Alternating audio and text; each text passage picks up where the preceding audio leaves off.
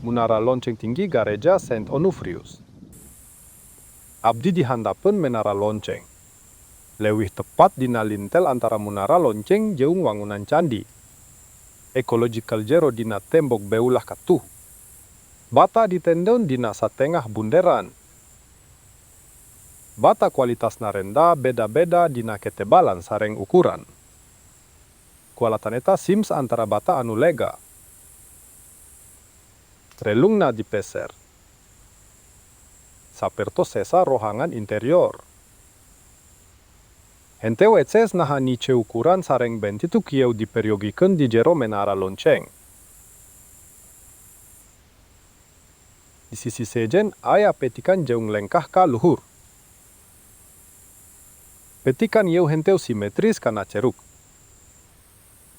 Lokasi bukan dina tembok katuhu jeung kenca teu cocok. Tinggali kumaha beda perena.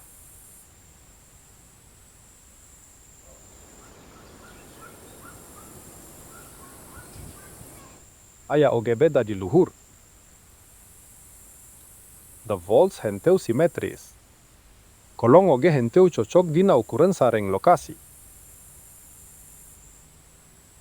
Ecological leuwih badak batan petikan. Ecological leuwih luhur tur lega. Pikeun naek kana tangga anjeun kedah ngabengkokkeun pisan. Anjeun tiasa nangtung dina jangkungna pinu dina ecological nu. Biasana jalma nyebutkeun yen patung yeu disimpen di dieu.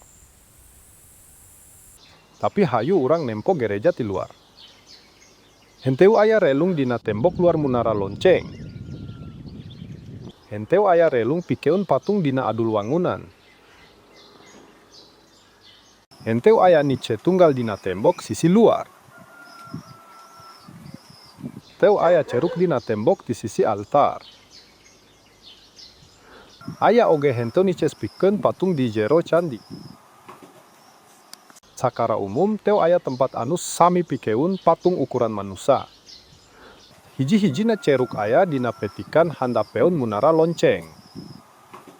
Kuring sujuyen patung bisa geus disimpen di dieu. Lamun Churchmen ngambil alih wangunan batur, nu maranehanana henteu ngawangun. Mimitina nice yeu didamel pikeun tujuan praktis. Sangkan wangunan bisa minuhan tujuan fungsionalna. Deminu eta dijeun ku pembina ti siklus panungtungan umat manusa.